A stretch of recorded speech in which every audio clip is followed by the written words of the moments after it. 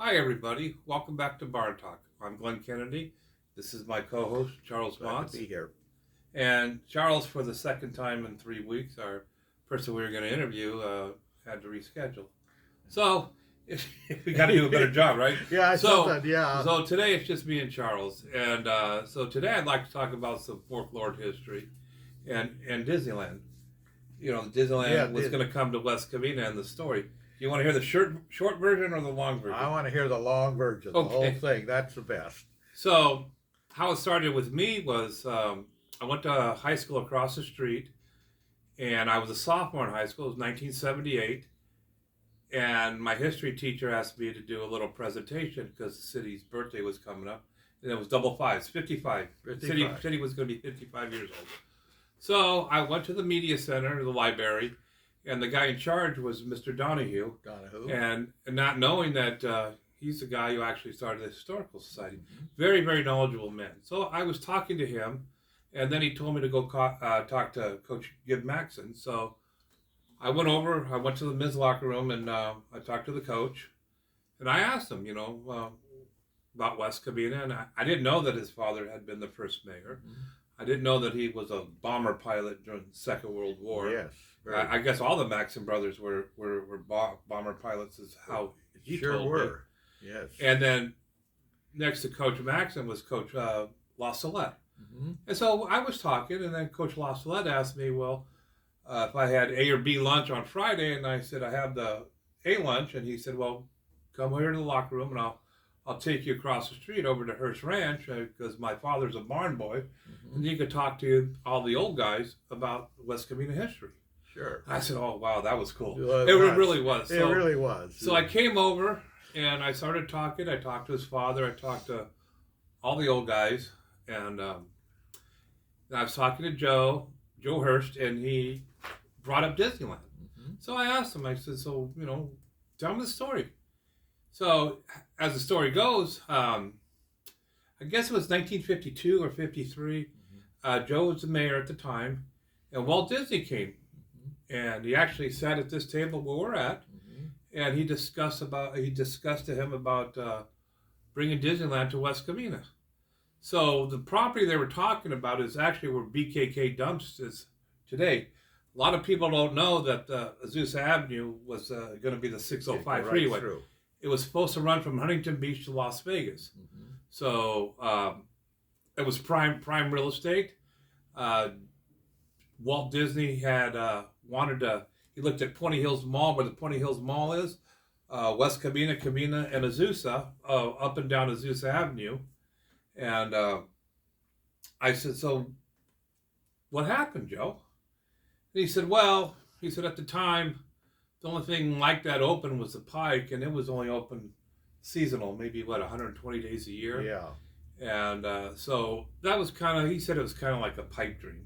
Yeah. And I understand that. Sure. And Joe said his main concern was building the washes. He was with the county, and at that time they were building the wash because the city still flooded out. Oh, flooded terribly. So I said, oh, okay. So I did a little research on it, and one of the barn boys, Bill Temple, he lived over there in Pomona or Claremont, one of those retirement places, those villages.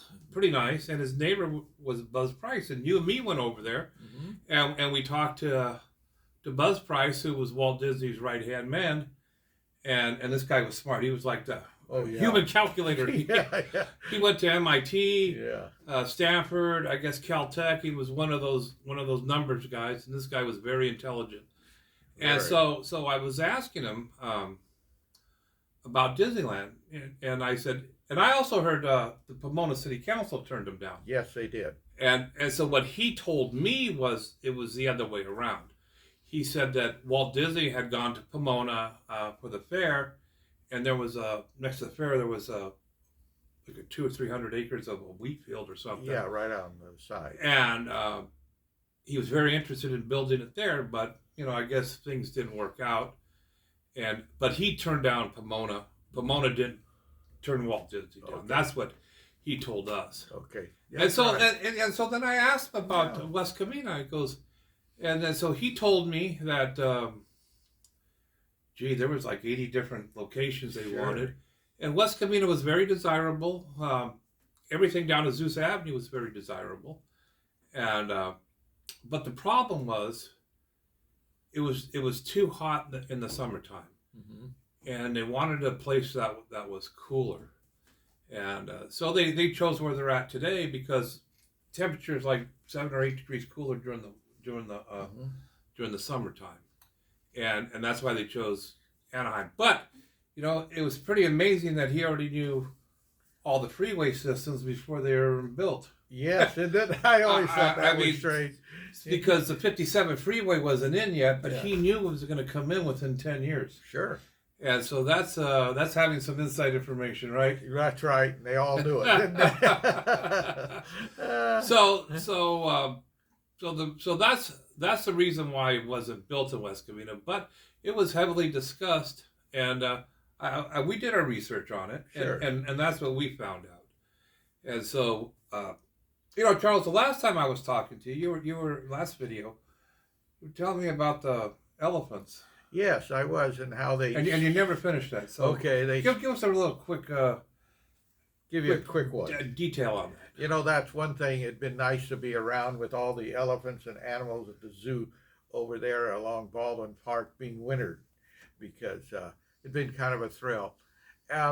When they bought Bassett School District and the land that Bassett School District's on in 23, the trees, and we did not have the power then to pull trees. You actually had to dig them out by hand, cut them off by hand, and just brute force. They brought the elephants over and they pulled all the trees out where they were going to build the school.